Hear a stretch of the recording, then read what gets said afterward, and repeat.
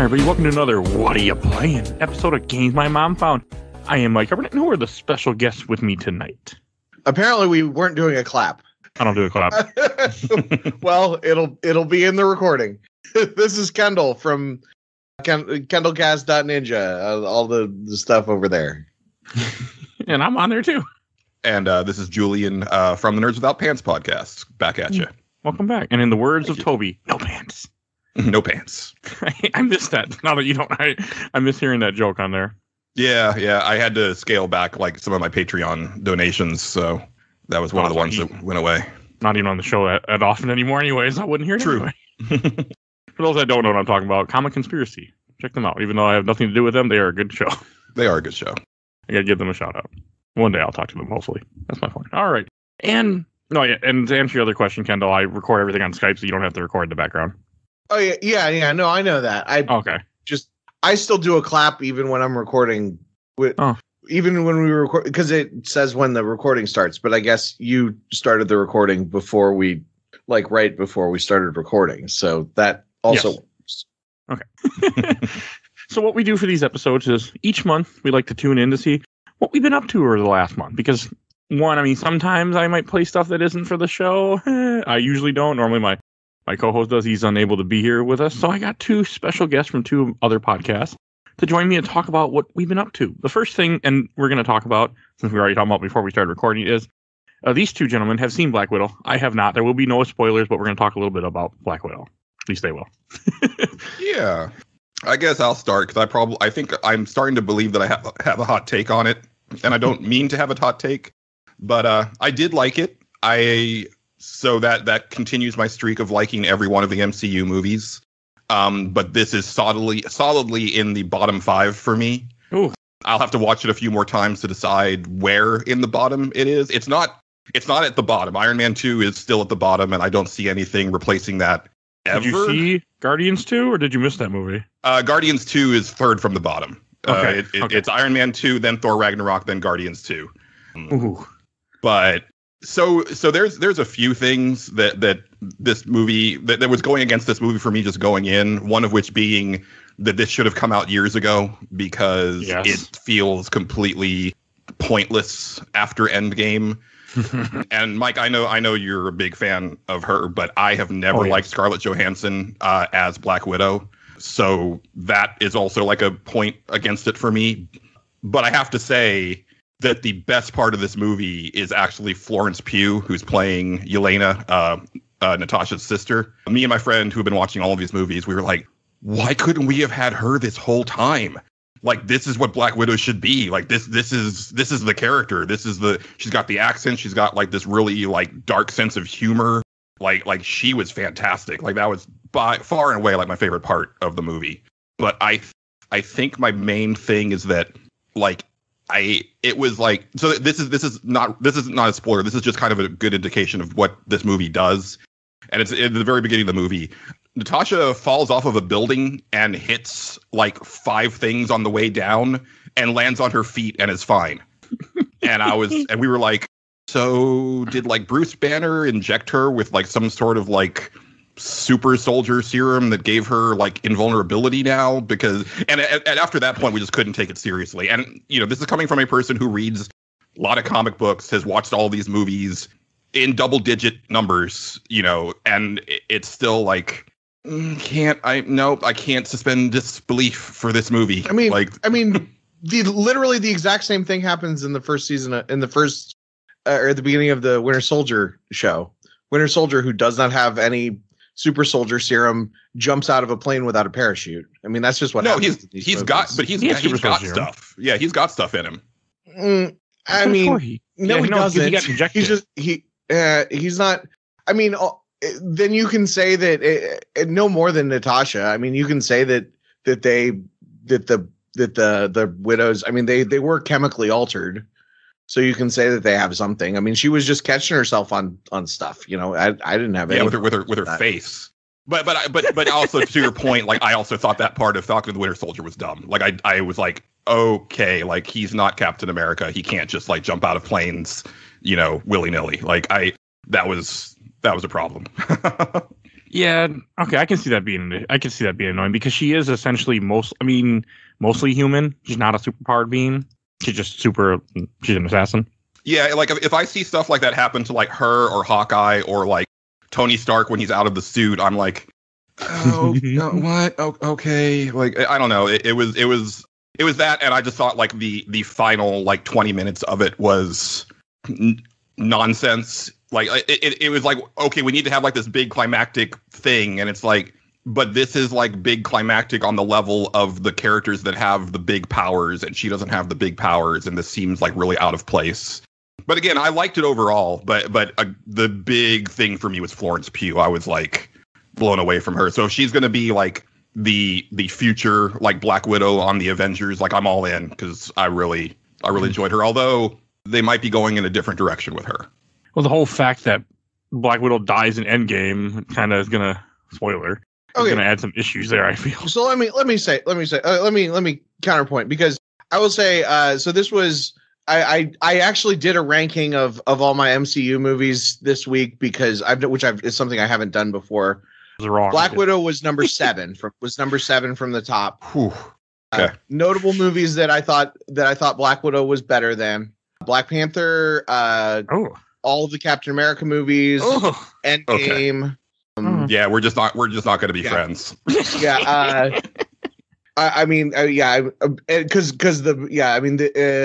The 6 above it are Far From Home, Homecoming, Guardians of the Galaxy, Hulk, Iron Man, and Marvel's The Avengers. Those are the only ones that I thought were better than Black Widow. You like Hulk? Yeah. I think it is. When I watch Hulk and Iron Man back to back, I love Iron Man, but every time I watch them back to back, I'm like, Hulk is a better movie. I hate that so many of the MCU movies boil down to what's the next thing going to be, or how is this going to move us towards the next thing. I much prefer the movies that stand on their own. In this film, it stands on its own super well. It does do that. All of the supporting cast is great. Scarlett Johansson does a great job of getting out of the way for Elena and for Red Guardian to really shine. I mean, honestly, I had by the time we got to the post credits scene, I had forgotten that Black Widow died in Endgame. I mean, this certainly had more. This movie certainly had more depth of character than Endgame did. I'm still mad about that. I loved it, and I'm not crazy. My wife agrees with me. She says it was the best MCU movie that she's seen in a long time. But yeah, I agree that Elena was definitely the best part of it, and she is. I mean, regardless of no spoileriness or whatever, she's gonna be in stuff. Yeah, like this was her film, and part of the strongest thing about this film, one of the strongest things about this film is how it was an origin story for her, while not feeling like an origin story at all. Yeah. Oh man, such a good. And I'm excited to see it in. Yeah, and I will say I am the biggest like fanboy Taskmaster. You like Taskmaster needs to be exactly this. And Taskmaster was not exactly this, but it was done so well that I was okay with it. And I'm excited that he's in this. I mean, that was one because I have his first appearance above me. I really like that character. When I heard he was in this, I got so excited. The thing about every time you saw Taskmaster, you could tell who Taskmaster was imitating. That was really cool. Like I was the friend that I was watching with, I was like, this is the ultimate payoff of like them being consistent with everybody's fighting styles throughout the whole series. So like when we were like pointing out like, oh, that's Captain America. Oh, that's Winter Soldier. Right. Oh, that's Hawkeye. Like it you can tell like when he's pulling out specific things that, certain Avengers do. And that really, that's what the character is. Right. Which is something that I feel like isn't always even done well in the comics. I mean, sometimes in the comics you'll have Taskmaster doing something and they'll like draw like a ghost image behind him of that character or whatever. But You didn't have that in this, and you still could tell who Taskmaster was imitating. Yeah. And really, really interesting.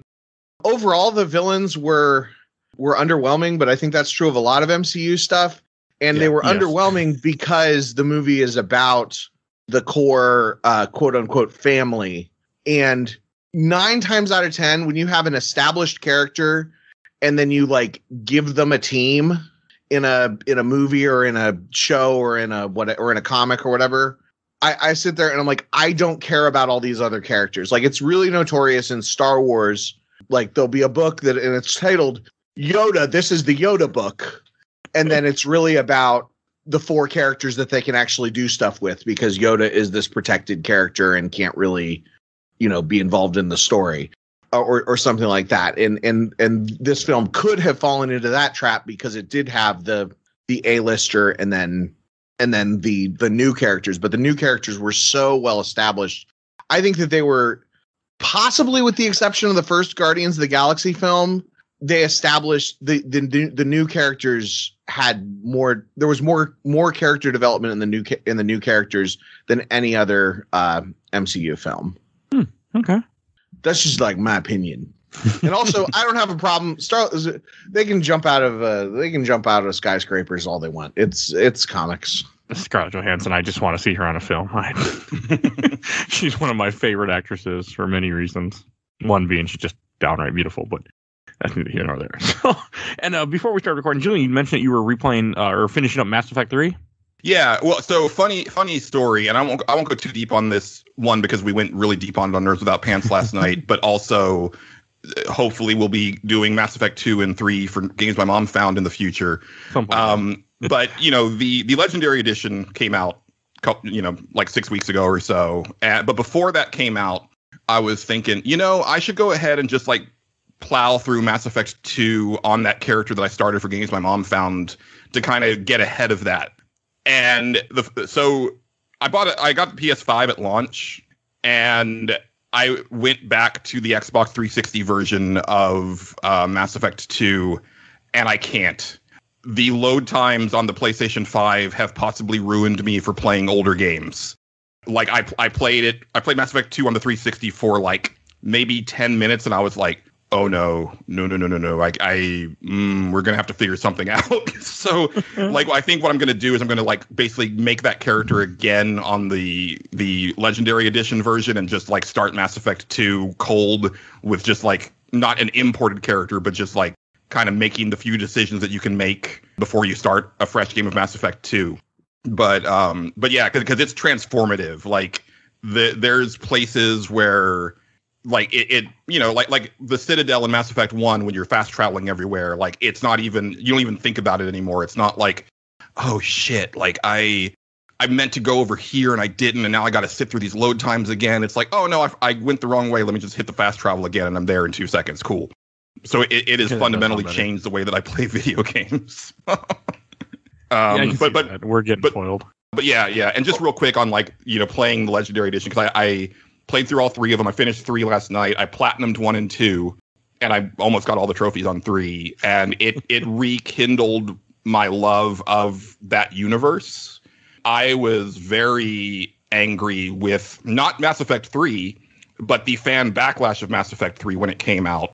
And that soured me on the series in a big way. And then Mass Effect Andromeda made me actually want to take the N7 logo off the back of my car. So it was nice to re-experience the game in, gorgeous new visuals and faster loading times, but also getting to play all the DLC that I didn't play in Mass Effect 3, which adds a lot of amazing things to that game that make it fundamentally a better game. So I was really happy to go through all of them again. I remember very little of it. It's been a long time. I had only played it the one time, so there was a lot of stuff that I forgot. And yeah, like I maintain that like that game is good. There's parts of it that are better than Mass Effect 2, and I don't think the ending was ever the problem of Mass Effect 3. I think the beginning and the pacing of the entire game is the problem. But we can talk about that in a much later episode of Games My Mom Found. So the next thing I want to bring up that I know me and Kendall have been watching, I'm assuming Julian has too. So Bad Batch has been going on at this time. It has started. As a guy who loved Clone Wars and loved Rebels, I'm a little lukewarm on Bad Batch so far. Like it's cool, and I'm like seeing the characters that I know and seeing an event that I like. But I'm just kind of like, I'm not so sure how I feel about it. I don't really. I watch it week to week just because I feel like I should, but I'm not. I'm like, eh. If another Bad Batch episode drops, I'm like, eh, okay, I'll watch this. But I have no like. I don't know. Maybe I'm just I need to binge it at once, and I would enjoy it more. So sure. Did you watch Clone Wars as it was coming out? The first season? No, I watched it all on Netflix. I caught it later. I think when the fifth season, which was the final season at that time, I watched all of it. And then when the final season dropped, I watched that as it aired. But no, I missed it until way later. Yeah, because I think that's something that people need to realize is like Rebels was it hit the ground running pretty strong, I think, because of the era, but I mean Ezra was still annoying in season 1. Yes, and Clone Wars really didn't get good until season 3. Now this is and even the final season of Clone Wars, like these people have to realize that these shows are not The Mandalorian. They're not trying to be Star Wars' Breaking Bad. Like they are, it is a cartoon show for babies that has, that will have like those occasional things that stick out. I would say the worst episode of Bad Batch is much better than the worst episode of Clone Wars. 100%, because early Clone Wars is garbage. Yeah. And I wouldn't even, and I wouldn't even. I kind of amend my statement. I don't think it's garbage. I think there's a lot to it. There's a lot of interesting stuff. Some of the early Clone Wars had garbage, I should say.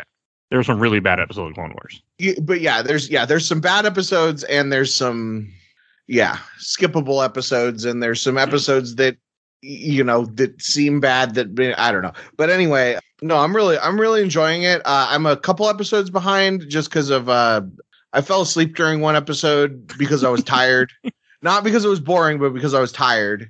And so I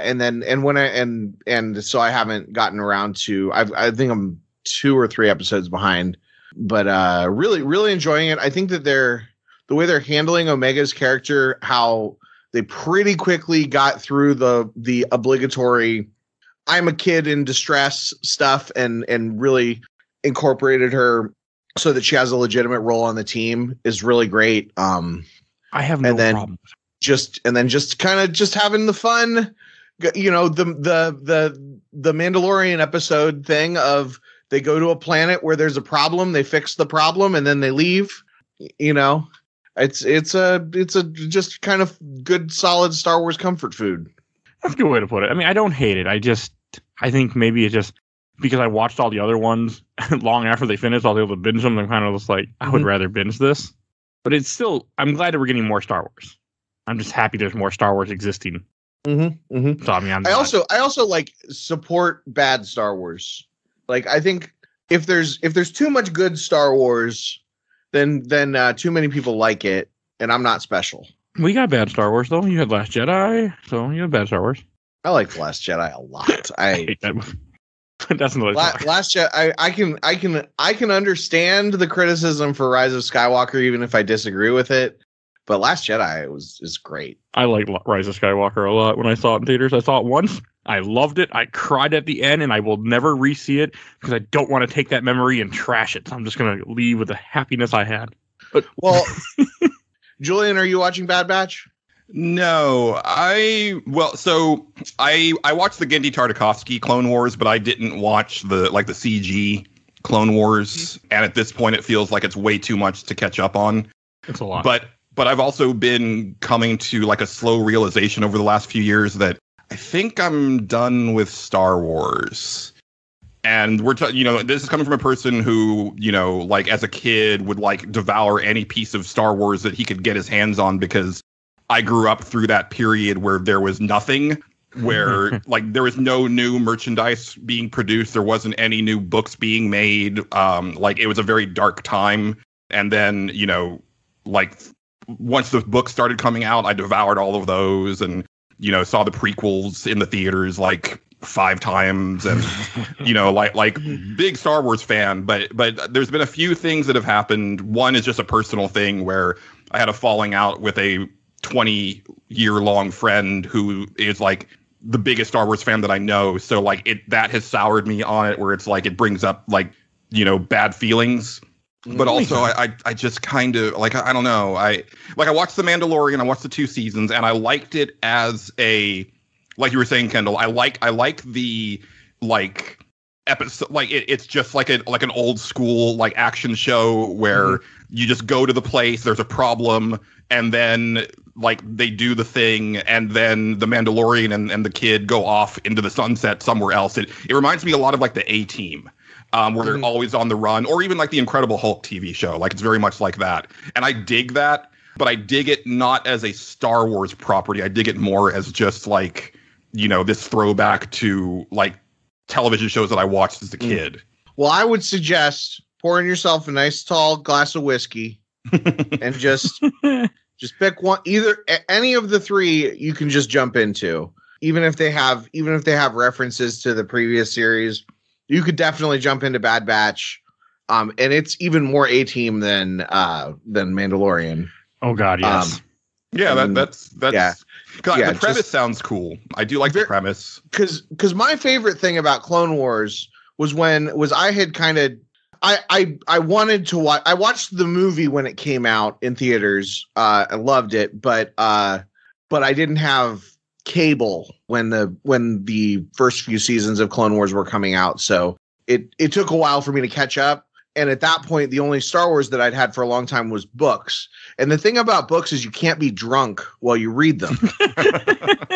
And so I got those. It wasn't even on Netflix yet. It was on DVD. I got the first few seasons of Clone Wars on DVD. And I was like, just like watching them and drinking and watching them and drinking. And the great thing is, if you drink enough and you're watching them, then you can get multiple viewings out of it because you don't really remember what happened. It's a good show to just like kind of, it's very, I don't know. It's one of the only shows that I'll just put on. Clone Wars is kind of like a comfort food show or something when you're like, I need something kind of on in the background, but I'm still going to be watching it occasionally. Like that for me right now, that's Letterkenny, where it's like I've watched through like everything like 3 times now, but it's like, okay, I've got like half an hour and I'm kind of doing this other thing, like I'm paying bills or whatever, but let me throw on an episode of Letterkenny so I can at least like hear the banter. I know what you mean. Whenever I edit, I watch TV while I edit. So I have certain shows I'll throw on while I edit and watch. I do that a lot. That doesn't make any sense to me because same audio. I edit. Usually I like being stuff I've already seen or something that I don't need to pay a lot of attention to. Like I did with Big Bang Theory. I watched all the Big Bang Theory while editing, and it made that show more enjoyable.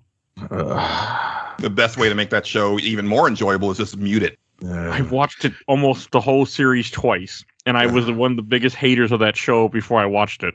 So that's the only show that is literally the only show that I will hate watch. Like if I'm like, I had a really bad day and I have a lot of pent up anger in me and I need to get it out in a way that is like not, punching somebody, then I will watch Big Bang Theory and yell at it. I actually love Big Bang Theory. I don't know how I feel about that fact.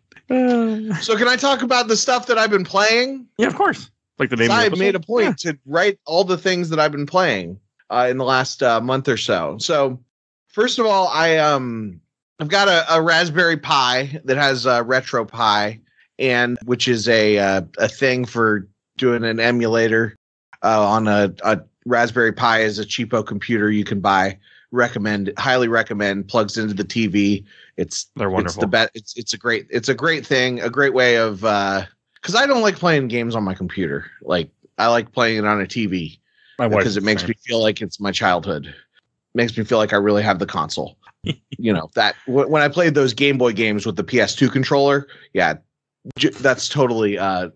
Anyway, so played a little bit of Maximum Carnage, which I could not get past the first level on that. Don't feel bad. And Batman always gets criticism for being about, Batman beating up people who are mentally ill. The first level of Maximum Carnage, you are at like an asylum, just beating up people in robes. So you're literally just beating up people who are minding their own business with trying to deal with their mental health issues. And yeah, so Spider-Man's a jerk in that, but I couldn't get past the first level. It's hard. That game is super hard. So yeah. I played through Pokemon Fire Red, which that was fun.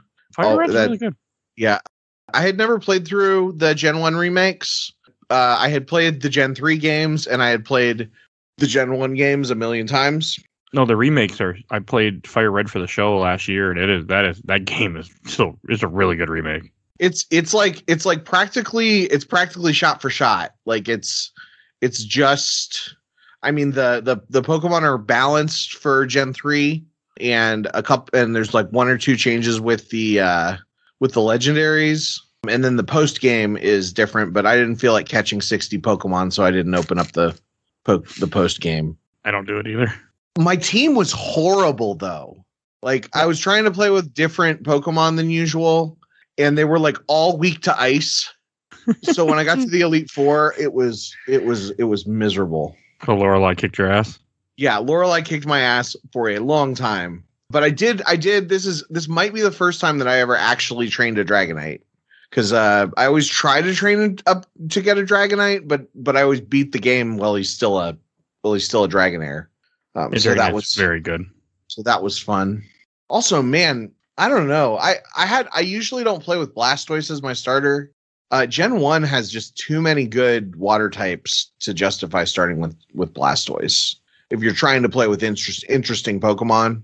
Yeah, you have Starmie, and there's a lot of good ones in there. Yeah, there's a lot. There's a ton of them. There's Gyarados. There's Starmie. There's a Poliwrath. There's I really like Tentacruel. There's Golduck. Like all these iconic. I think that's the one type that they've got like kind of too many of in Gen 2. Like there's like 4 fire type Pokemon, and then there's like 50 water type Pokemon.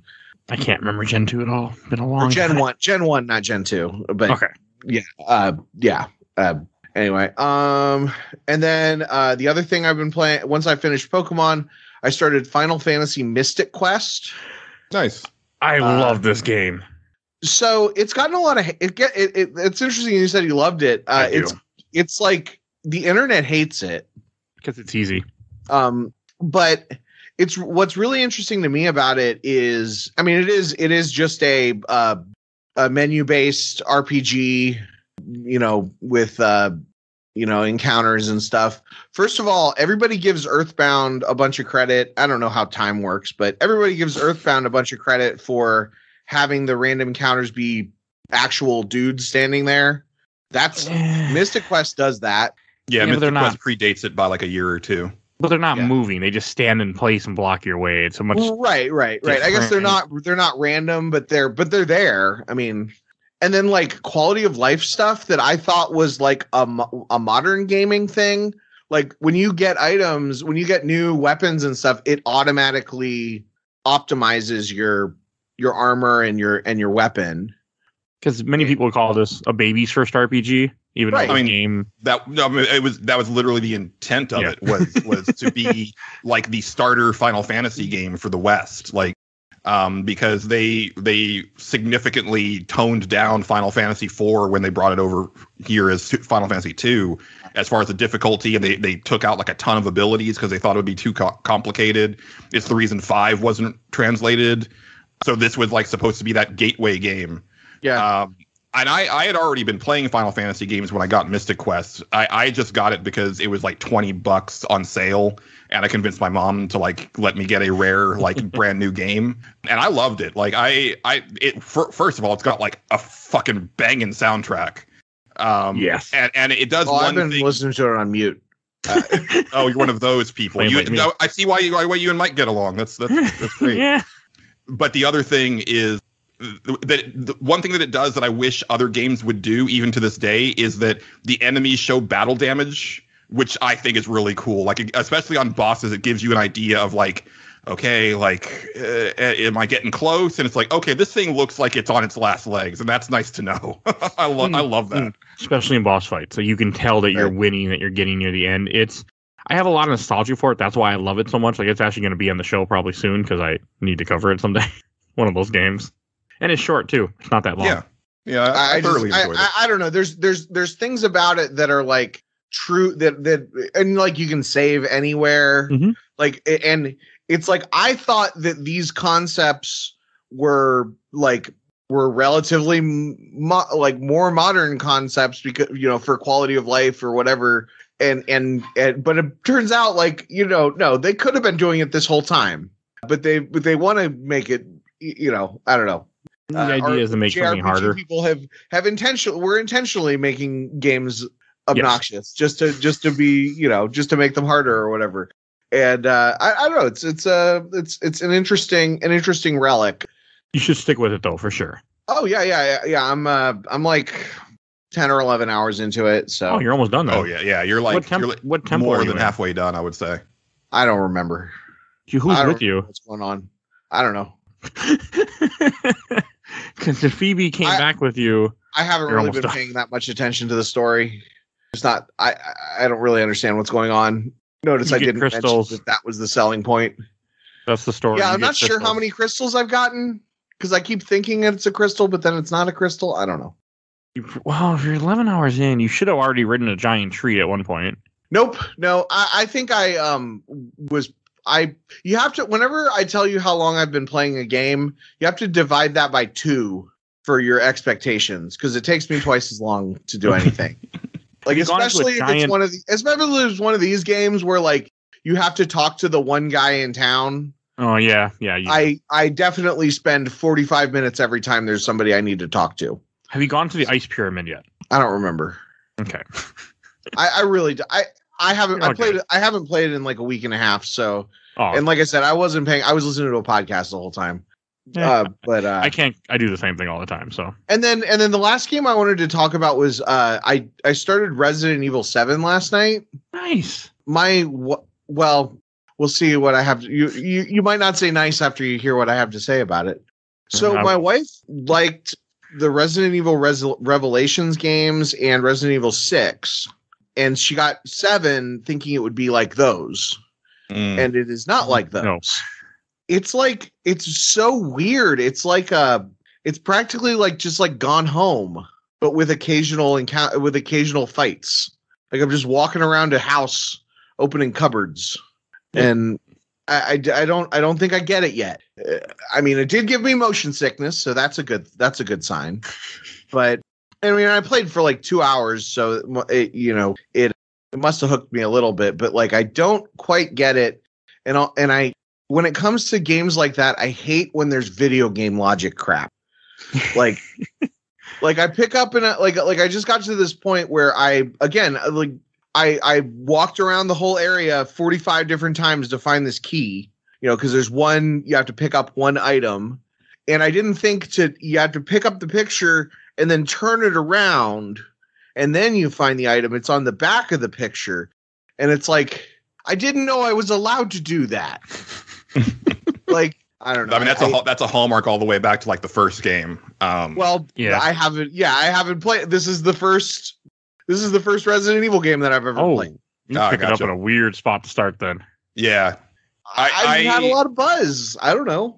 I've tried to get into that game multiple times and I keep bouncing off of it. But for me, it's more of the Resident Evil games that are being made in this current engine, the RE engine, which started with Resident Evil 7. There's something about the way that they handle as far as like the aiming and stuff that I can't change the settings to make it feel good. And this was a problem that I had for Resident Evil 2 and 3 remakes as well. It just feels slightly off to me in a way that like it makes me feel like I'm slightly drunk. Like everything seems like it's moving just like a half beat after I'm rotating the stick. And I don't know if that's intentional to like kind of, make you feel more tense when you're like missing shots, but like there are parts on Resident Evil 2 remake where I would like literally like unload a clip on a zombie and just hit air like for the entire like 15 shots. And I'm like, okay, I'm not great at video games, but I'm not that bad at video games. But it made me feel really bad at video games. I guess my take from that is like, I feel like this game is like, that's such a, like the actual encounters are such a small part of the game. Like it's mostly, it's like 45 minutes of walking around a house and then 2 minutes of fighting somebody, and then 45 minutes of walking around the house. It does ramp up. Okay. And so the first time that I really bounced off of 7 was the first like official boss fight with Daddy Baker. Because it was a thing where, again, I just was like kept like I ran out of ammo, and I was like, okay, I'm fucked. And I think there's a trick to it, and I thought that I had figured out the trick, but I still didn't pull it off. And I think I just need to go back and like really like give it another like concerted effort. And if I'm still not doing it, then just like kind of look at a guide and see what I'm doing wrong. But even so, like you start to encounter like more enemies, like besides like just family members that are tormenting you. And then it does become more of like a Resident Evil type thing where you're fighting like, you know, Moldman enemies in mass that are kind of slow and shambling, but will be, you know, dangerous if they get close to you. Okay. Yeah. You're actually, you're not that far from where that happens, because I did not get very far in that game. Like, I would say I probably played it for about 3 hours before I stopped at that boss fight. Okay. Because I did just do some kind of boss fight. I fought a guy in a garage. Yeah, you fight him again after the garage, and that's where I got stuck. Oh, okay. You'll see. Okay. But that's a weird game to start on. I still say start with 4. 4 is one of my favorite games of all time, so I'm always going to be a big fan of telling people to play that one. But 7 changes midway through the game too and becomes something completely different. Okay. Well, it does become more of a shooter as it goes. Okay.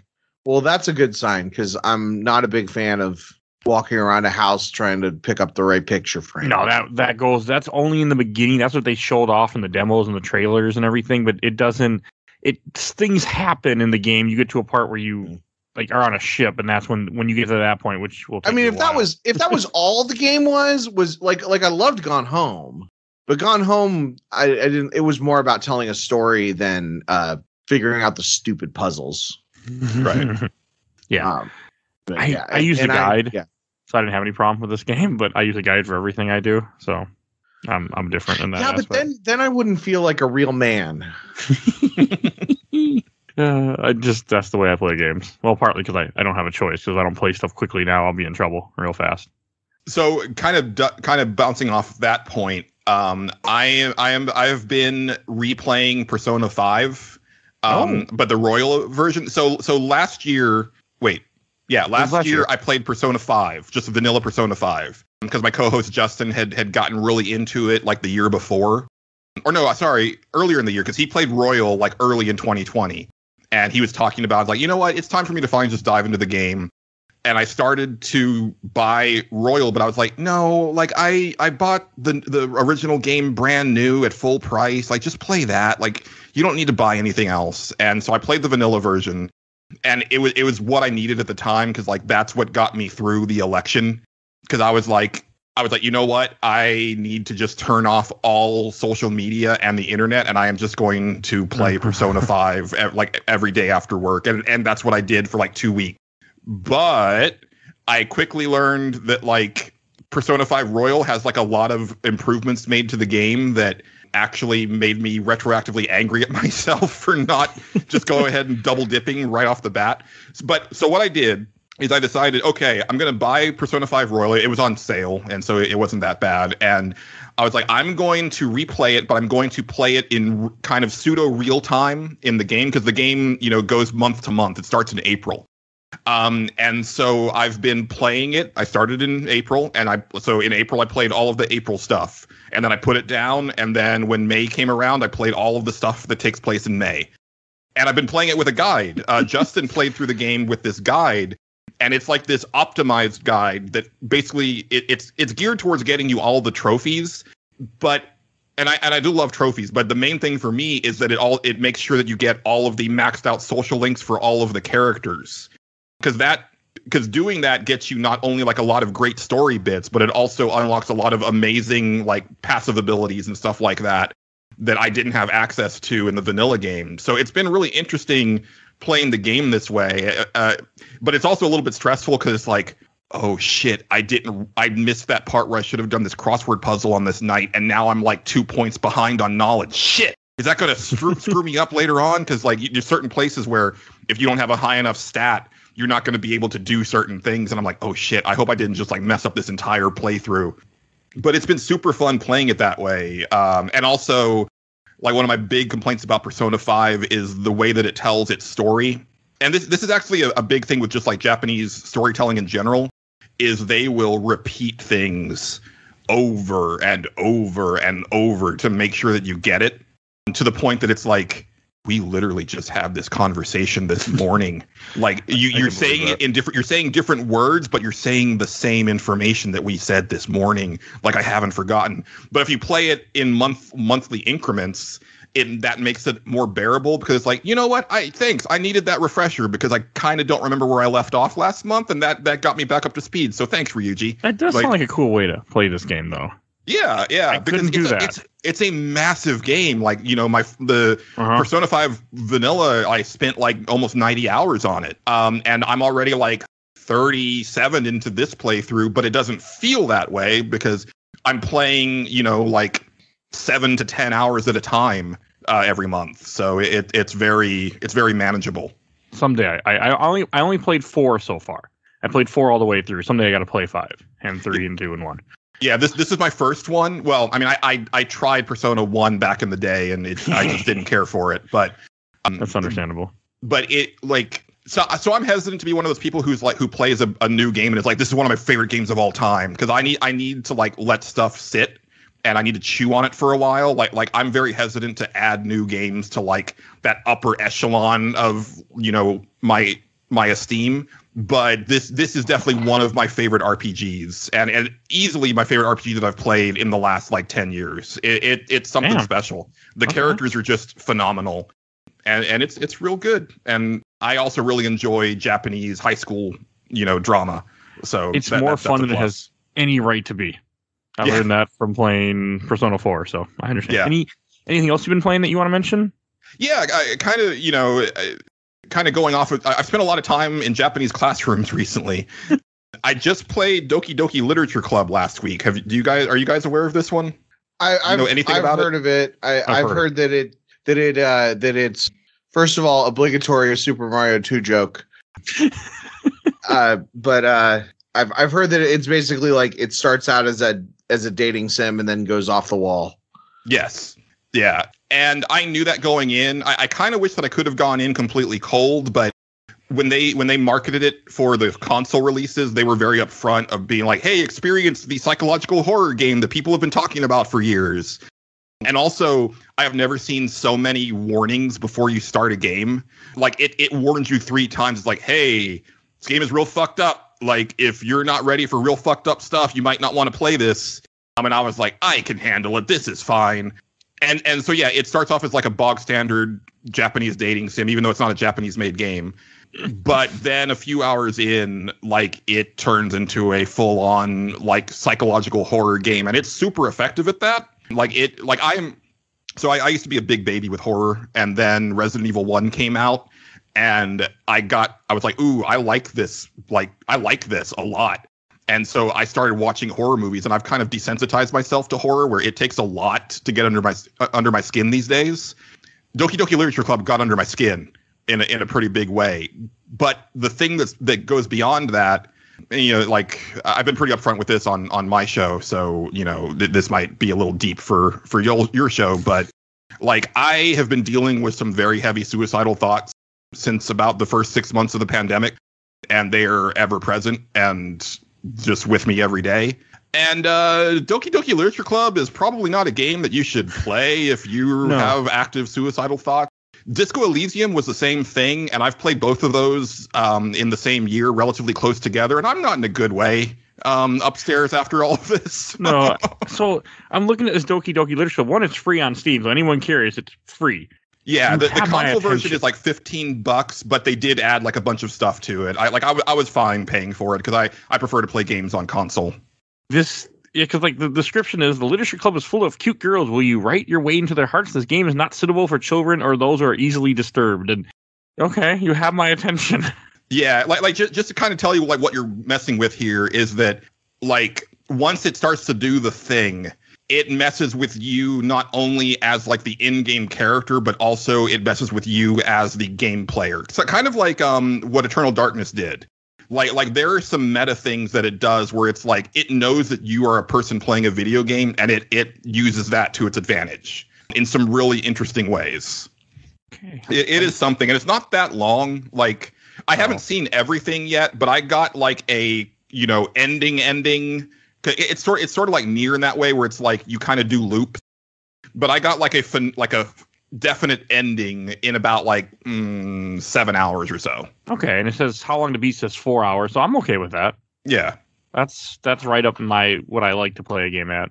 Yeah, I highly recommend it. But again, if you're not in a good mental state, maybe hold off. Okay, I'm not in the best, but okay, I still might try this though. This sounds very interesting. Yeah, I like fucked up games too. It is one of the most fucked up games that I've played in a while. And like I said, I just played Disco Elysium. Okay. Anything else you want to mention before we talk about some of the stuff we've been watching? Game-wise, I think that's been it, other than, have you heard about the critically acclaimed MMORPG Final Fantasy XIV? And it's free. Yes. No, I'm sorry. I'm just not. my ex-girlfriend that I always tries to get me to play that game too. And I'm just like, I can't. I will never dive into another MMO again in my life. Yeah, I was more just reciting the meme because it's been everywhere lately. Oh, yeah. But I continue to play that. Game, right? What's that? You're a fan of 14 too, aren't you? Oh, yes. I've heard good things. I want to play it, but I'm just like, if I start a MMO, this podcast will turn into Van Deal days and not what it is now. So. Oh yeah, I mean, like I'm surprised that you have time for anything with like how often, because like if I was doing your show, like I would definitely just be doing it two times a month like my show is, just because that way I would be able to actually like play the games for the show and still play games for myself. Yeah, I don't play games. Yeah. Like I don't see how you could. Speaking, I did play one. I played Time Spinner. It's a Metrovania style game. I played for about half an hour. I want to play that. I really liked it. It felt like Symphony of the Night in the same way, like Metrovania, and you could freeze time. Like all I could do was like freeze an enemy in place and jump over him, go to the other side of him, unfreeze time, beat the shit out of him, freeze time, and do stuff again. And it's pretty cool though. I need to play more of it. I just haven't had time this week or this month, but it's very cool, and the graphics have a very nice charm, especially for someone that's a fan of Final Fantasy VI, like I know you are. It has that charm of that era. Yeah, it looks really good, and like the character kind of reminded me of Renoa from Order of Ecclesia. Oh, not Shinoa. Renoa. I've been listening to No Cat play Final Fantasy VIII, so that name's been stuck in my head lately. Yeah, like it kind of reminded me, just the design like reminded me of that character, and like it like the animation is real nice. Like it's definitely on my radar. I wonder if it's on Game Pass. Oh, and speaking of shows that I want to mention a show I've been watching. I know Kendall's we talked about this before, Kendall, not in the air, but I finished Stargate SG-1 and the movie Arc of Truth. Nice. And man, I don't understand how I sat on that show for years. It wasn't until last year this year I didn't know what to watch one day, and I'm like, I'm going to try SG-1, and then 4 months later I'm like, I'm still watching SG-1, and I even when you get to season 8 and when they get rid of the main character and they bring in Farscape actors, I still was like, as long as I got Daniel, I'm okay. That's all I need. I just need that character. Oh yeah, that's right. Right. Yeah, that's right. Jack O'Neill goes away after. Well, he becomes a general, so he's still he's still like there. But 9 and 10, he's gone. He only shows up in 9 or 10 for one episode for their 200 episode as a joke kind of thing. He's there. Oh, okay. Yeah, I don't think I ever watched. Yeah, I never actually watched season 9 or 10. Okay.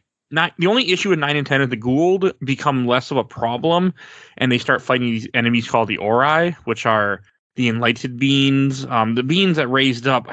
God, can't remember their names. All the ancient ones.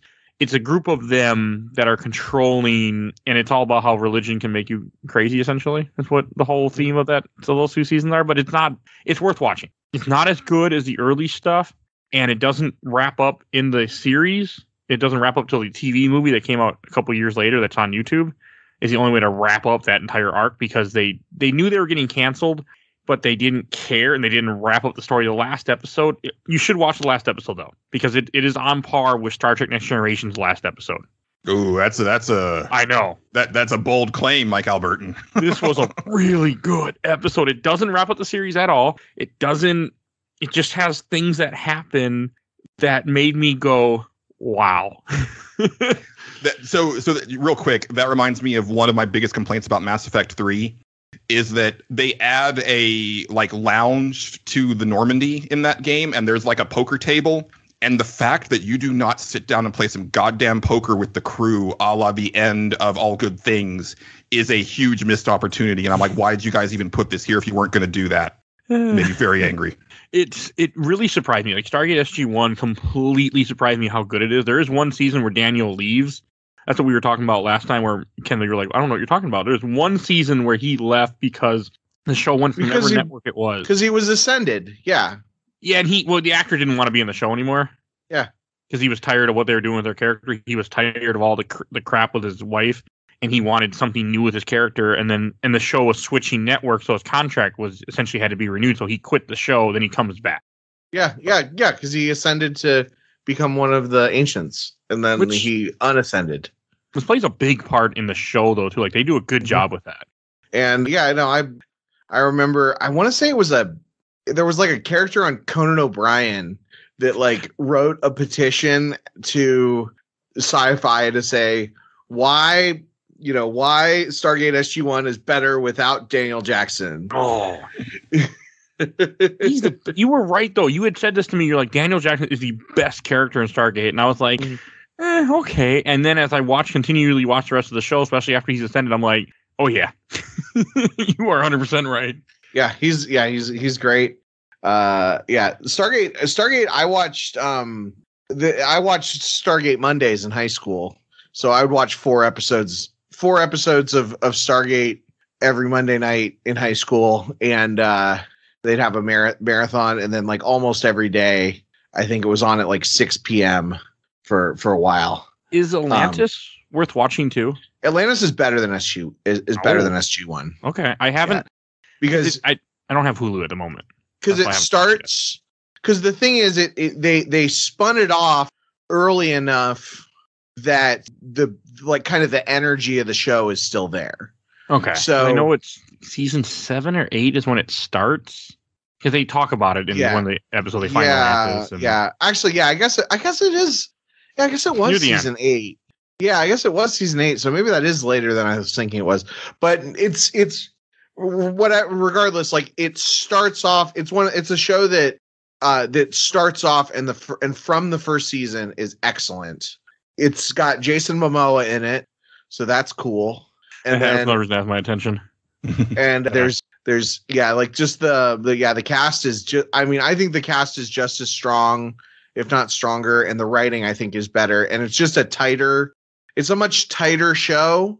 I think it's only 4 seasons, and it definitely got canceled, but they wrap it up at the end. The series finale is pretty crazy, but yeah, I'm excited to watch it at some point. I'm right now I'm currently watching Star Trek Enterprise again, because I remember I watched all the Star Treks at one point. I started with the original. I watched original, Next Gen, Voyager, Deep Space Nine, and then I watched Enterprise, and I'm like, oh, Enterprise is not that good. And then recently I was bored. I'm like, I need something to watch while I'm editing. So I turned on Enterprise, and I'm like, man, this show is a lot better than I remember, because I went into it with such a sour taste in my mouth, and I'm like, I love this show. Like, I actually think Enterprise is way better than it got credit for. Yeah, I agree too, and especially if you just watch Stargate, because Enterprise is Star Trek doing Stargate. Yeah, I can feel that, and I like it, and I just finished the first. I'm on the end of the second season, and I was just like, I'm so glad I went back to the show, because it's really like there's a Borg episode. Oh God, I can't. The amount of joy I felt when they referenced one of the best movies I've ever seen, First Contact. I'm just like, oh, you just made my heart go pitter patter just now again. I completely forgot this part. Oh, it was so good. And there, one other thing I want to mention briefly, I've been watching. I also finished the first season of Psych, which I've never watched before. That show is pretty funny still. There's not a whole lot to say about that show. But Mike is living in 2009. Yes, I am. I'm going back in time and watching shows from the early 2000s I never saw before. And a new show that I know Julian's been watching, I think maybe Kendall has, is I finished season 1 of Invincible. Man, what a fucking show. Yeah, what a fucking show. You were a fan of it, right? Well, so Invincible is my favorite superhero comic book. I started reading the comic too. Full stop. And I think the cartoon, like, it's got an amazing voice cast. The animation is phenomenal. And as far as like character designs and stuff like that, like, I love the fact that like they're like spot on with the comic, because like Corey Walker and Ryan Otley came up with like just some bonkers character designs throughout that entire series. My thing is that the pacing is like they're just like blowing through that series at like an alarming rate. And they also, so I think if you talk to somebody who never read the comics and you just ask about the show, like, man, it was so good. Like, it's so fucking bloody and gory. Oh, it was so intense. And it's like, the comic book is like, it doesn't get there for a while. Like, when it happens, like the first time that happens, it's like after you've been like conditioned to be like, okay, this is just a really good teenage superhero book. And then just out of left field, like, it turns bloody, but then it doesn't stay bloody. It reins it back in for a really long time. And I'm not a person who's like, squeamish about gore or anything like that. It just felt like that became like the main focus of the show. Like, look at how intense this is. Look at how like edgy this is. And it's like, yeah, but that's not like the point. And also I don't like the way that they characterized Adam Eve. Like, there's something off about her character in the show. Other than that, like, I really loved it. Like, again, like, especially the voice cast, I think they're great. I have always said that I wanted Seth Rogen to play Alan the Alien if they ever did a live action movie. And him playing Alan the Alien in the animated series is like, I mean, that's my dream come true. So he's only been in like one episode of the cartoon so far, but he is a major character. He's my favorite character from the series. I read the first 9 issues so far, and I need to get back to it, but I've been reading other stuff. But it got me to want to read the comic. Yeah, I'm glad, and that's what I'm hoping for. Is that I hope that this cartoon does for Invincible what the Walking Dead television show did for the Walking Dead comic, because I always said that like the Walking Dead should have been the comic that ended, and Invincible should have continued, because it's a much better comic, and also like. There's only so much that you can do with the zombie apocalypse, where there's a rich universe in Invincible where, like I have the Guardians of the Globe spin-off trade paperbacks, because that's how much I love that universe. Like, must be a prequel. No. It's another version. The new Guardians. Oh, yeah. I like the Justice League version of the Guardians though. Yeah. They don't last long.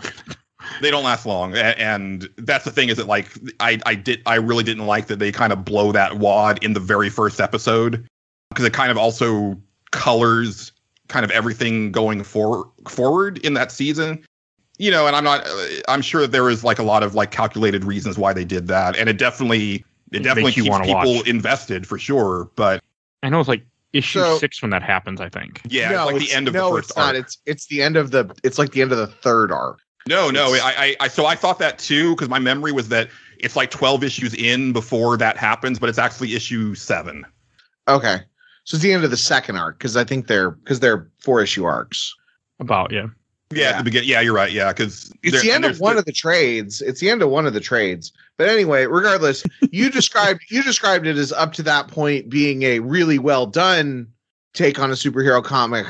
I would describe the book up to that point as a really poorly done take on a superhero comic. Well, like I said, we're not going to be friends. Yeah, I read probably about the first 75 issues of Invincible, like, kind of binged them, and I've gone back and tried to read, and I do enjoy it.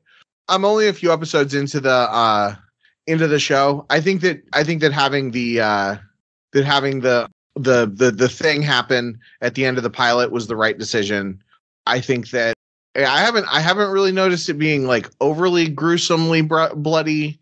But also it's an issue. I feel like Kirkman with his comic, the way that he writes his comics the stories are so, he's like kind of the worst of the nothing happens in the issue. Like it takes you 10 minutes to read a trade, kind of his writing style. So, which I mean, doesn't mean that Invincible was bad. It doesn't mean The Walking Dead was bad. I mean, Walking Dead I read to the end, but so I do appreciate him. But I think that in doing a show adaptation, it is smart to cover more material more quickly.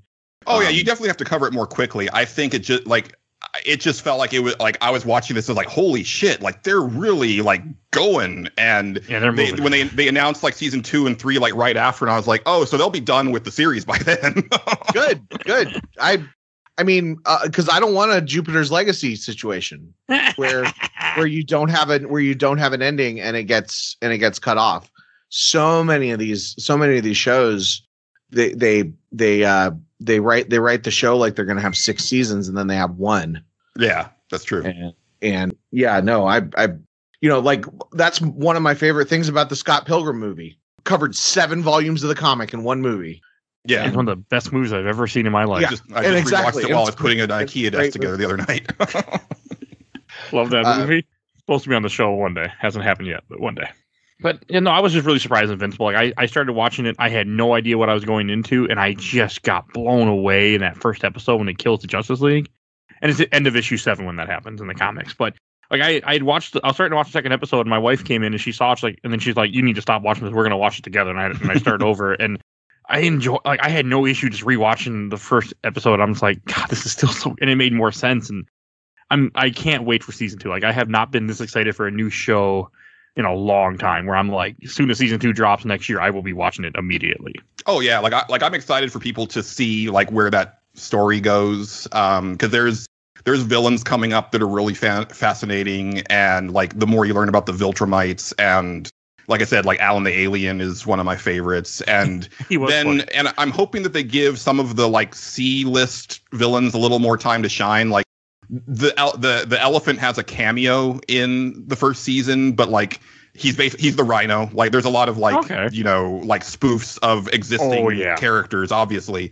But and also like there's that part where he's fighting all of those guys in Isotope Machine Head's office. Like Battle Beast is one of the big ones, but like the Teflon Tyrant Tether Tyrant and Kursk and like a lot of those characters, they're like the has-beens in the series, but they come back a lot, and they're kind of like, on the tier of like the superior foes of Spider-Man guys, like those type of characters. And so I always loved it when they would come back in the comics. So hopefully they get a little bit more time, because I don't think they even like introduce them as far as like letting you know who they are, other than Battle Beast, who is like a major villain. There's just some really colorful characters throughout that series that I really appreciate.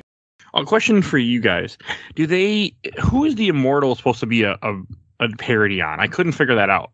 Vandal Savage. Oh, okay. Thank you. Because I was like, I'm sure I know it's not the Highlander, because that's just what came to my head, and I'm like, okay, that was the one that got me, that I couldn't figure out the parody of. All right, thank you. Don't they reveal in the comics that the Immortal was Abraham Lincoln? Yeah, they did it. Well, you haven't watched all of the series. They allude to it in that first season, but yeah, I really liked that. The Immortal has been around for a really long time. Yeah, I didn't get that. Yeah, it's like a real quick flash where they show. I think he's like remembering like flashes of like the times that he died in the past, and one of them is in the theater, because I mean you see it like just when you see him, it's like that dude looks like Abraham Lincoln, and then it's like, oh, because he is Abraham Lincoln. Okay, that's cool. It's a show that really surprised me, and I can't wait to watch more. Any other shows you've been watching, Kendall, you want to mention? Before we go to the last one that I want to mention. What have we been watching? I don't know. Let's see. I'm working on a thing. I watched a bunch of the Simpsons Christmas episodes. My condolences. No, there's some gems. I watched all the ones from season 20 on so far. I'm working my way backwards. I should say I've never actually watched Simpsons yet in my life. Wow. How? I watched a few episodes randomly, my mom didn't like it, so I thought it was stupid. My dad thought it was stupid, so I never got into it yet. And then I just missed it completely. So someday, when I do the show, like a couple years from now, I'm going to finally go back and watch Simpsons and be like, wow, this is so good. I'll be in the 90s again. I'll give you, it's amazing. I mean, it's great. There's so much of my humor and vernacular that come from those first 12 seasons. Like, it's ingrained into me. It's on my list of things to go back to and get caught up on. I'm trying to do that. One of my big small goals in life is to watch shows that I missed from the 90s and 2000s because I just, for one reason or another, skipped, and going back, like Stargate was one of those things that I felt like I had to do. And I'm grateful that I did. And Simpsons is another one of those that are on my list. Same with Psych. Psych had always been on my list. I think that's cool. Like, there's stuff that I would like to go back to that I haven't watched. Like Psych is definitely one of those that I would like to check out. It's funny. I think late 2019 I got into The Expanse. Like I watched it for the first time and I ended up like devouring it. And that's been like one of my like big like quote unquote newish shows that I've gotten into in the last like year and a half or so. But but that's not a very old show. It's just one that I'd heard a lot about and finally like sat down to watch and got thoroughly sucked in. Anything you want to mention, Kendall? You watched or anything you read? Watch when you get off this call, Mike. Load up your Disney Plus. Go to Simpsons season 7, episode 25, Summer of 4'2". It's like one of the best episodes, perfect for watching in July. It's light 4th of July themes, but not super heavy. Got some got a couple of references to the film American Graffiti. It's my wife's favorite episode. Just watched it this week. It's great. Stuff I've been reading. Well, I did just read a bunch of stuff for my other podcast, The Pull List, where we are working our way through the Civil War event from 2006. Just read a bunch of issues of that today, so that's all I can think of on my mind. I mean, Amazing Spider-Man continues to be excellent. Nightwing, Tom Taylor's Nightwing is really good.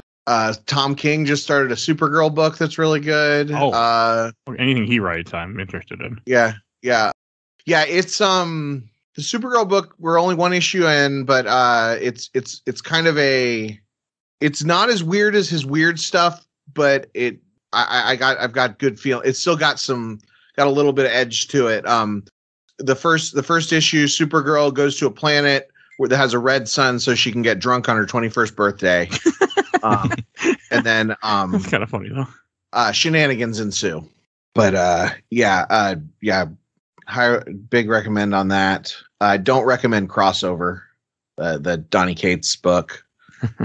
Two Moons is the other Image book that I'm reading. Civil War era, like kind of sort of werewolfy book about a Native American guy that's fighting in the Civil War, and he can see when people are actually monsters, and then when he kills them, they turn into humans. So people think that he's a murderer, and they're also racist against him. That's been pretty good. That sounds like an interesting concept. Yeah. Two Moons is what it's called. Did it finish its run? No, but it's far enough in the run that you could. It's probably got a trade, at least one trade out. I think. There's only 5 issues of it. Oh, it's only 5 issues out yet. I can read it other ways, but yeah. Yeah. Well, it's good. It's I was thinking it was. I was thinking we were like 7 issues in, but. Oh no, you're all good. I read different ways, so it doesn't bother me. Okay, I'll have to take a look at that. You have my attention. That sounds like something right up my alley. The only thing I've been reading, well, besides Invincible, I also read Star Wars Dark Empire 2, and Empire's End to record episodes about it, which haven't come out yet, but I did end up reading all those, and I have words. I gotta say, Dark Empire 1 and 2 are the worst. I'm happy I finally got that off my list of things I've been meaning to do for years. I will say that. I remembered enjoying it back in the day, but, I was 12, 13, and I haven't read it since, so... I mean, if you've seen Rise of Skywalker, so it might put a better taste in your mouth because like this is how they should have done it versus what they did do. So yeah, I think Rise of Skywalker was them doing it better, but Dark. I mean, Dark Empire was what it was. It was the infamous Luke turns to the dark side story, and the infamous cloned Emperor story, which was very, very important to the continuity of the early expanded universe. Yeah, I mean, it is what it is. Luke like puts up a shield around himself to block an AT-AT laser. Okay, like it was very. It reminded me. Actually, yeah, a lot of it was a lot of aspects of Last Jedi. I think that Last Jedi battle reminded me of that. But I mean, it's it's definitely it's good to read because some of the people who are like, this isn't as good as the old expanded universe was because I read Heir to the Empire in 1994. Like, it's like, well, no, this is what the expanded universe was. Good, bad, or indifferent. Those early Dark Horse comics existed. I actually have never read Heir of the Empire. That's on my list, is to read that comic later this year, all three of those, and record them. You mean the novel? The novels? No, I'm going to read the comics. I'm not reading the novels. The comic adaptations. Yeah. I listen to I don't read books. That won't work in my time. I did listen to Heir of the Empire once, audiobook, but I don't like audiobooks, so I'm just going to read the comic. Yeah, I've been trying to get through the third Thrawn trilogy book for like the last 5 years. I just can't. I got through the first one. I remember I enjoyed it. But I used to work a job where I drove a truck around at night and collected garbage. I had plenty of time to listen to things. I complicated why I was working there. But now I'm no longer there, so I don't have much time to do stuff like that. But one day. And before we go on to our last topic that starts with an L, Julian, anything that you want to mention that you've been watching or reading? Just not so much. Like I've been really bad about reading lately. So now that I just moved and I unpacked all my stuff, so I started rereading the Invincible hardcovers that I've been collecting. So I'm on like the second volume, and so I've been slowly going through that. TV show wise, like it's been really hard for me to focus on anything other than video games, like since the pandemic started. So show wise, it's definitely been just like comfort shows. So it's been like rewatching Letterkenny and the Venture Brothers and stuff like that. So there hasn't really been much new that I've watched other than like the superhero TV shows that have come out recently, like Invincible and the Marvel stuff. Okay. Oh, and you reminded me, I did watch the first couple episodes of Rick and Morty. I forgot I did watch that. Yeah, I tried. It's tough. I laugh, but it's tough. I didn't. I'm not that there's something we can agree on. I'm not a fan of Rick and Morty. It was terrible. I laughed and I'm like, this is terrible, and I don't have an urge to go back. I'd rather watch Psych. I think I watched 3 episodes and I hadn't laughed once, and it wasn't even like a titter. Like there was like nothing. I was just like stone face, and it wasn't even like terrible. You need to impress me, Rick and Morty. That wasn't the mentality that I went into. I was just like, okay, let me see what this is about. Everybody's into this show, and I was just like, okay, I guess I'm not smart enough, because that's what all the fans say. You're not smart enough if you don't get it. It's like, okay, I guess I'm not smart enough. The first episode's like, Morty, you need to stick these up your ass so they can't find it. Morty, I need you to stick these up your ass. That wasn't intelligent to get that joke. That was just stupid humor. Yeah. I went to a bachelor party where somebody put on Rick and Morty episodes, so I saw firsthand what fans of Rick and Morty, what jokes they think are funny. And I'm like, yeah, I mean, I understand that you said that they're robots and you meant it as a metaphor, but it sounded like you actually meant it as a real thing.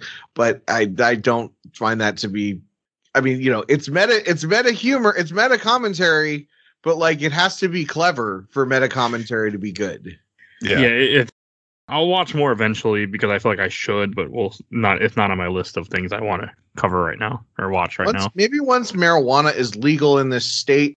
Yeah, I probably would help it. We're close to this state. We're not there yet, but we're close in Minnesota.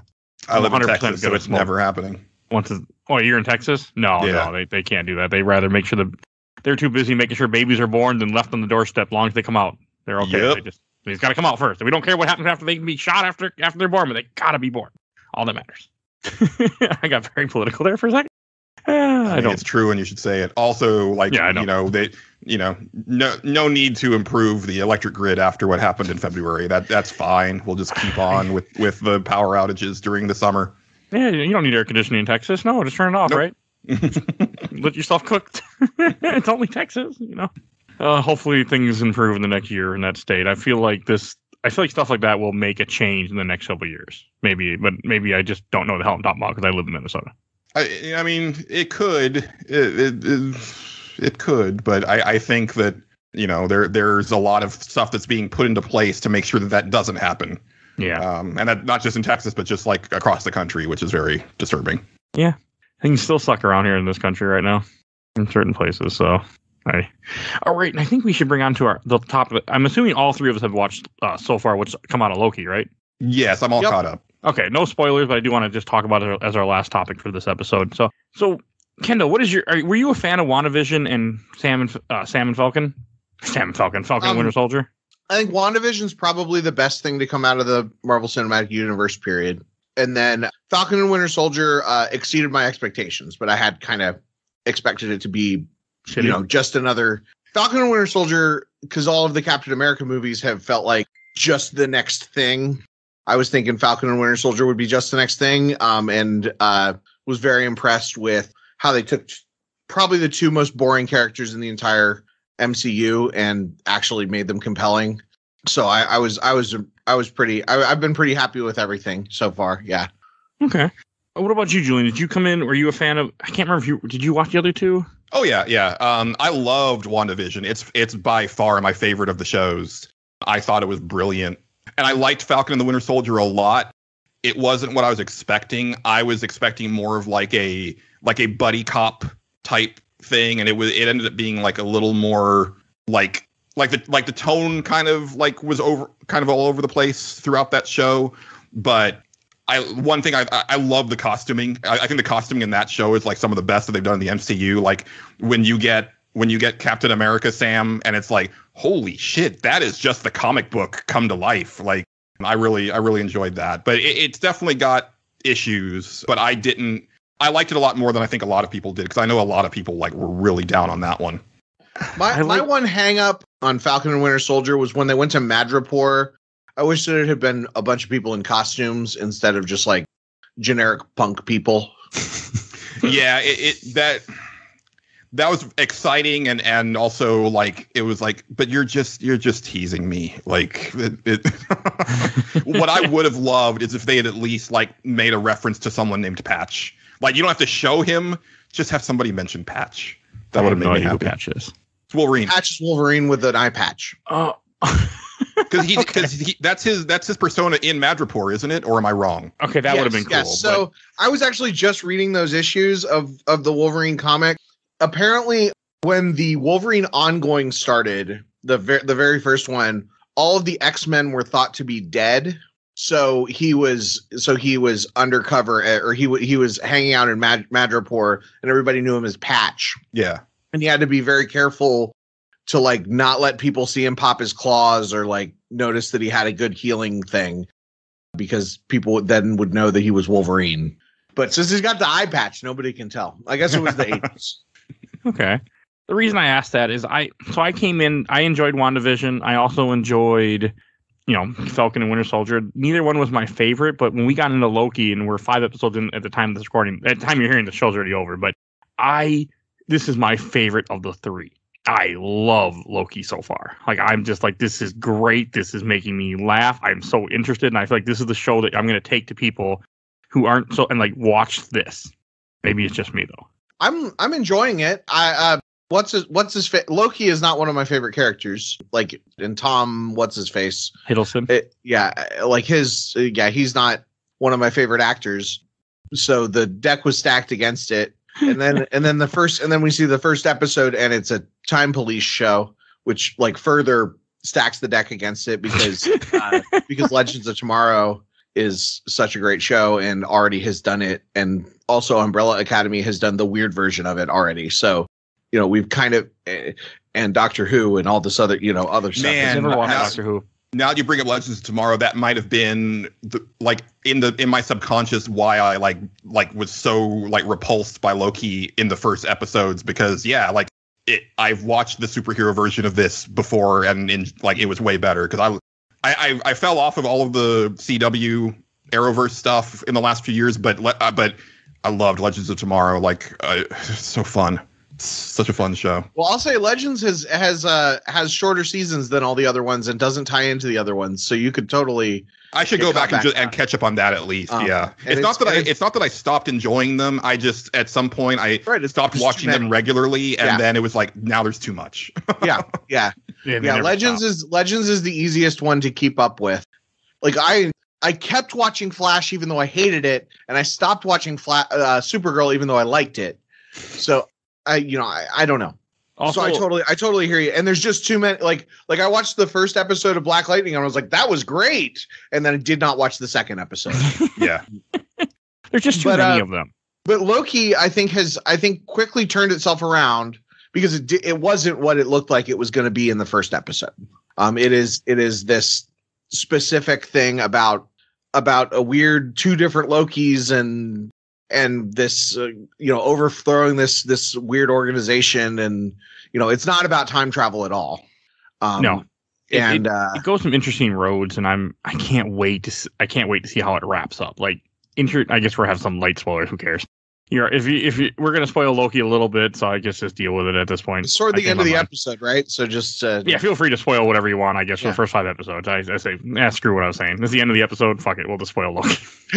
Doesn't matter. It's already out at this point. So yeah, I mean, because I did not like what I saw in the first few episodes, and I think my big problem was, okay, so you're telling me that there's this like cosmic time force, but they all look like humans, and all of their technology is from like 1962, even though they know they can travel through time and should have all of the fancy shit. It reminds me of the line from Simon Phoenix in Demolition Man, where it's like, "Where's all the ray guns?"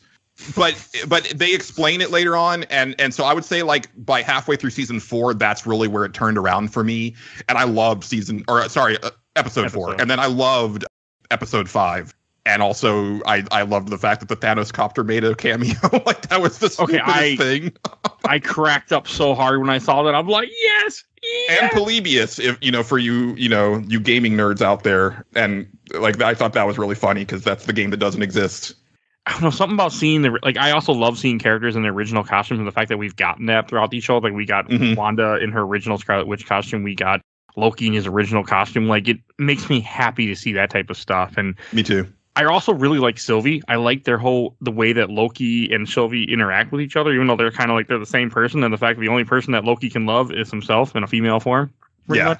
I like that. I like how he doesn't trust it because he doesn't trust anyone but himself. And I like all the other different Lokis. Like, it didn't. The scene where you first see President Loki didn't click to me right away that they were all Lokis that were with him too until after a bit.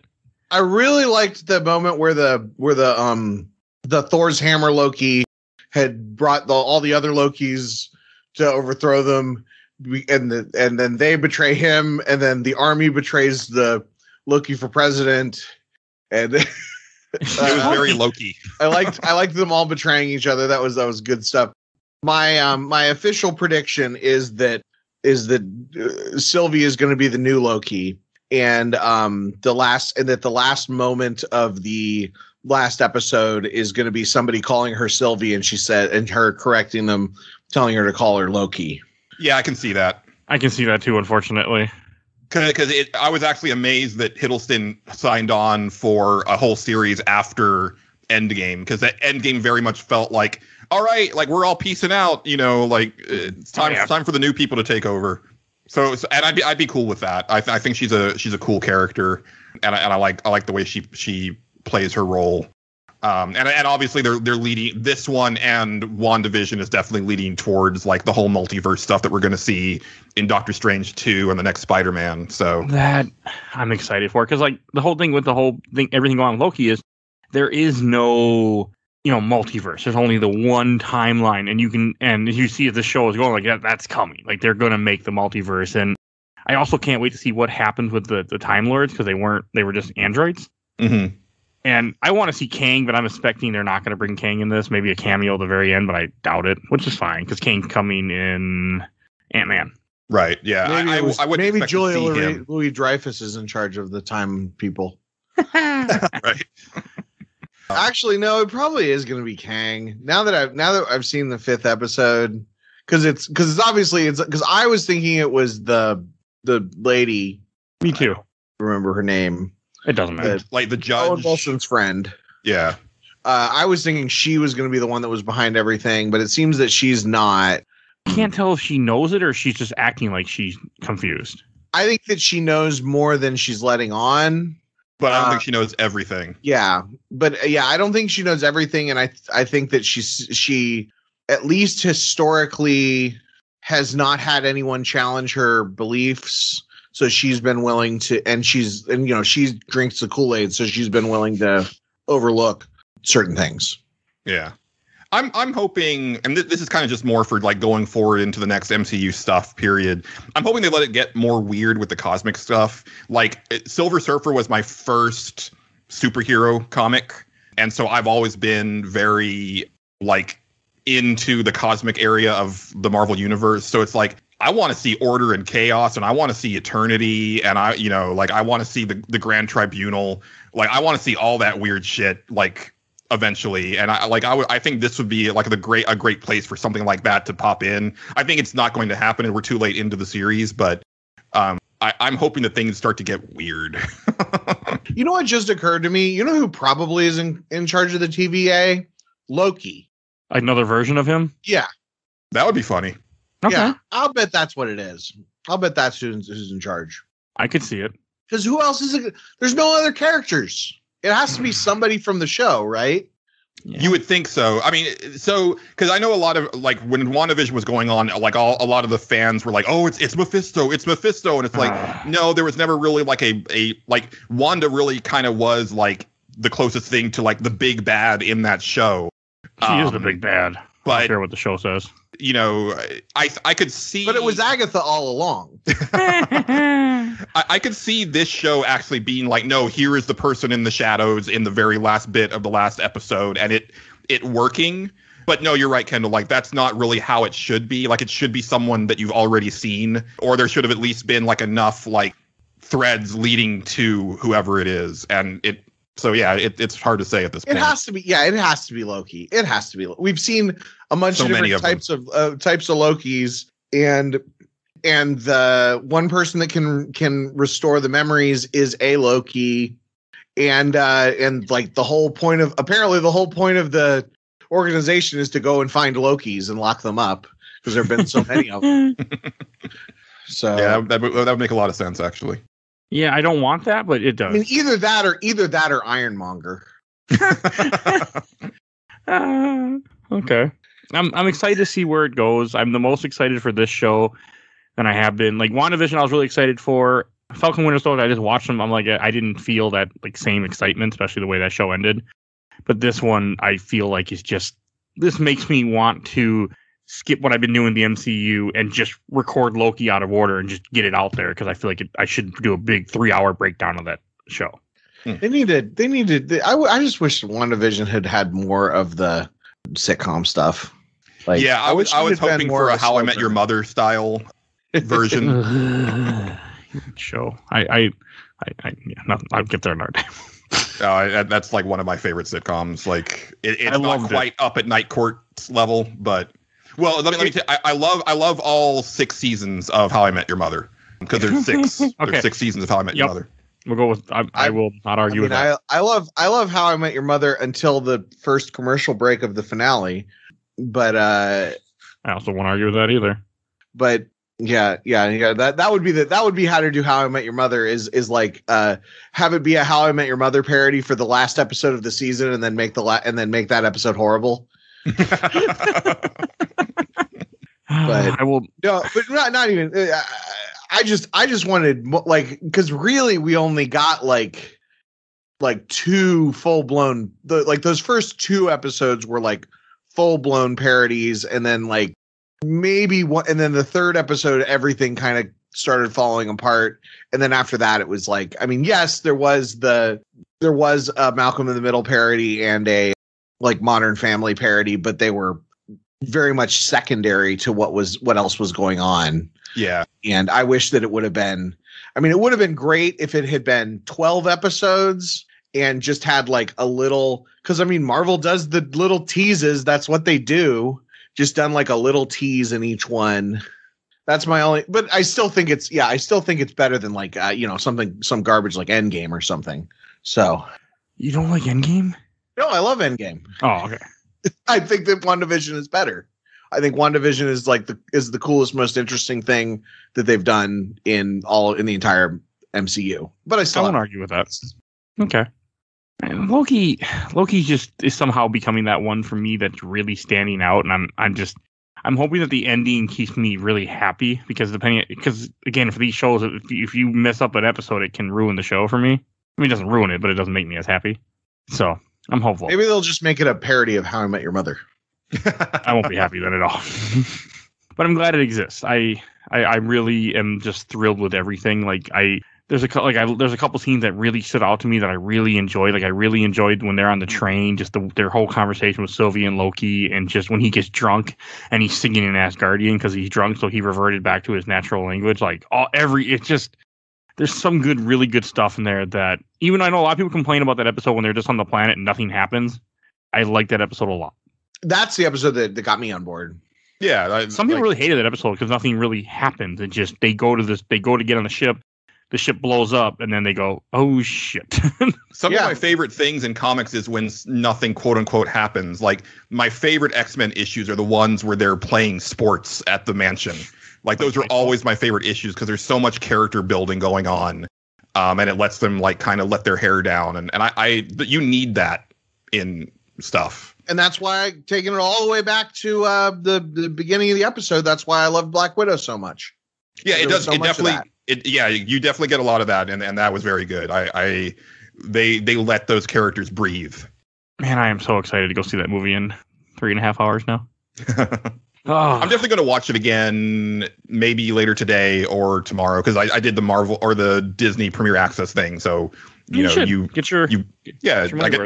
watch it as much as you want. And like I said, like I watch these movies a lot, so it's already weird that I've only watched it once since it came out, because if this had been in the theaters, like I probably would have already seen it at least twice. Well, it was in the theaters, but if I was going to the theaters, it wasn't the pandemic. Yeah, because the pandemic before times I would have already seen this twice. What people say, it ain't over. It's just we've just stopped caring. It ain't over. I mean, we've gotten better, but it sure as hell ain't done. Well, I'm gonna start going to the theaters once a week going forward. So. Because we got Space Jam, then we got Nightcrawler, then we got Suicide Squad, then we got Shang-Chi, we got The Green Knight, we got I forget what else. There's a couple other movies that are coming out that I'm excited about, but like when I saw those previews before Black Widow, it was like I want to see every single one of these movies, even Free Guy. Yeah, I want to see that one. It looks horrible. That was the thing that was like missing from watching it at home. It's like, oh right, no trailers, because I always love the trailers. I don't mind trailers. I don't know what it was. I don't know what it was about that. It was such a great, because this is not the first movie that I've gone to since the pandemic, but it was the first time I was in like a mostly full theater. It was probably about 2/3 full, and oh man, it was just such a great experience. And like you get out of it and you hear like the little kids being all excited about it. The teenage girls pretending like they're not excited about it. Yeah, it was yeah, that's what I miss.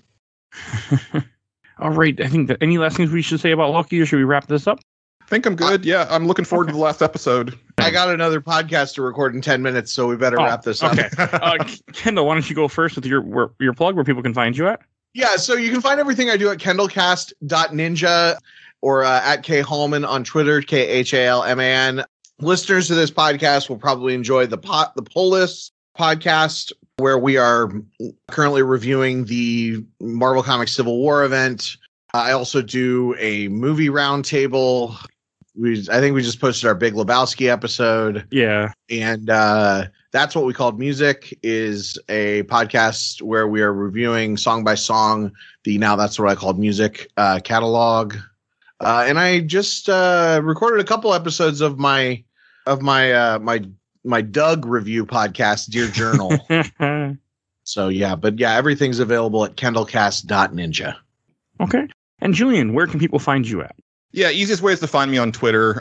Personally, I'm at Julian_Titus, and you can find Nerds Without Pants at NWPcast. But I actually wanted to take a minute to plug my co-host's show. my co-host Justin Ham has started a podcast in the last year called This Is Video Games, where he plays through like really bad porn games that he finds on Steam.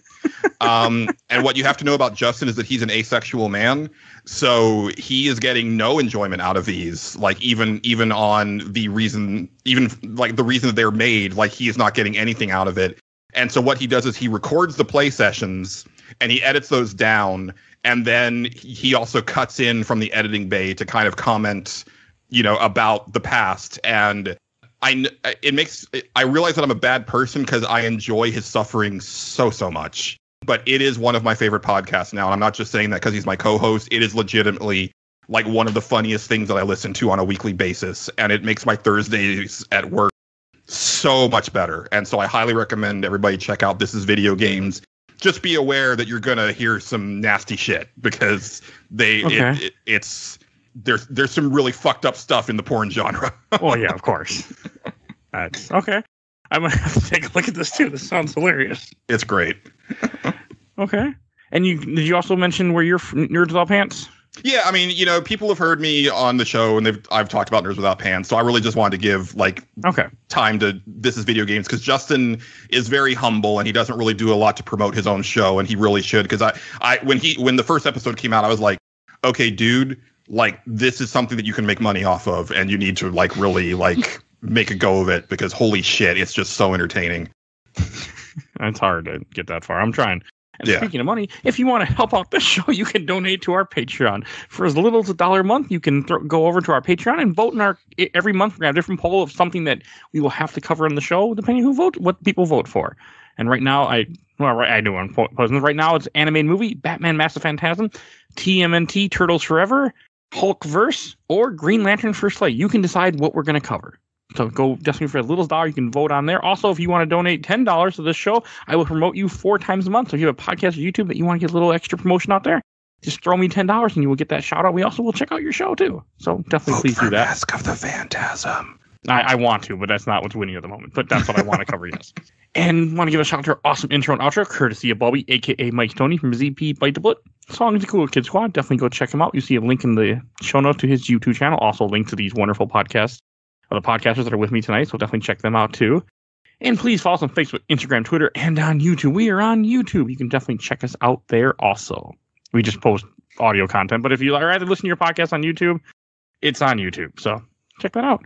And I think that's everything I need to say tonight, because we have said a lot for an episode that's normally only about an hour or less than an hour. So we will see you guys all next time. Bye, everybody. Bye.